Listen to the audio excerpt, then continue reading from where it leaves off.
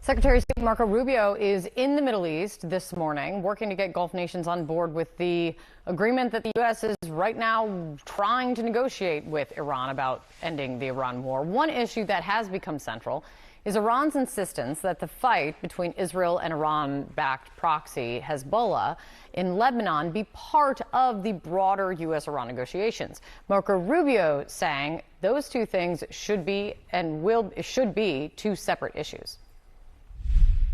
It's separate because Lebanon is a sovereign country. Now, there's an Iranian issue with regards to Lebanon, and that is their support and sponsorship of Hezbollah.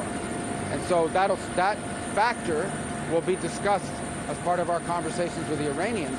But as far as the future of Lebanon belongs to the Lebanese people through their sovereign elected government. Joining me right now, CNN senior military analyst, former NATO Supreme Allied Commander, retired Admiral James Stavridis. It's good to see you again. He's also the co-author of a new book, 2084, a novel of future war. How future is future.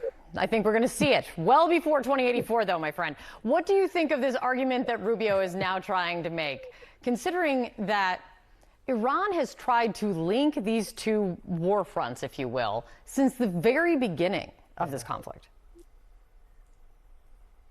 Well, the senator is from my home state of Florida. I know him, and I think he's exhibiting a saying we have, at least in North Florida, which is sometimes you got to be for what's going to happen anyway, meaning this problem is a fundamental challenge for the administration. And I think the only way they can parse it at this point, given the obstructive behavior of Iran, is simply to separate it and to try and make the case. And I think he's fundamentally correct.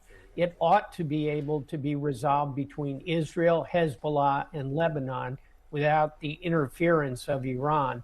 However, if it's going to be linked to the broader agreement, Kate, that presents a real problem as we get into 60 days of negotiation on even bigger issues like the nuclear stockpile of Iran. Yeah. And while they're trying to separate these two issues, part of what we heard from J.D. Vance in announcing the memorandum of understanding and the progress from it involved the fighting between Israel and Hezbollah, establishing this deconfliction cell or a deconfliction mechanism when things do flare up between Israel and Hezbollah. But what we've learned from it is the U.S., Iran, Lebanon, Pakistan, and Qatar created this. Israel is not part of this mechanism at all. So how does this work, Admiral? Hard to see at this point, to be honest, Kate. Let's face it. At this point, the administration wants, number one, to get the Strait of Hormuz up and operating. That's a tactical challenge. Number two, they want this war to simmer down so that they can get to number three, which is negotiating a conclusion to this nuclear stockpile. The problem is that middle thing, and that is the conflict in Lebanon.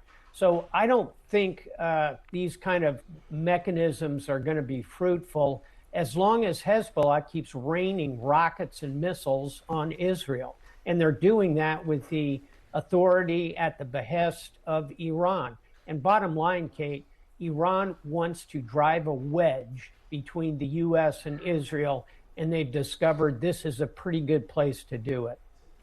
So interesting. Admiral, it's great to see you. Thank you so much. Congrats on the new book.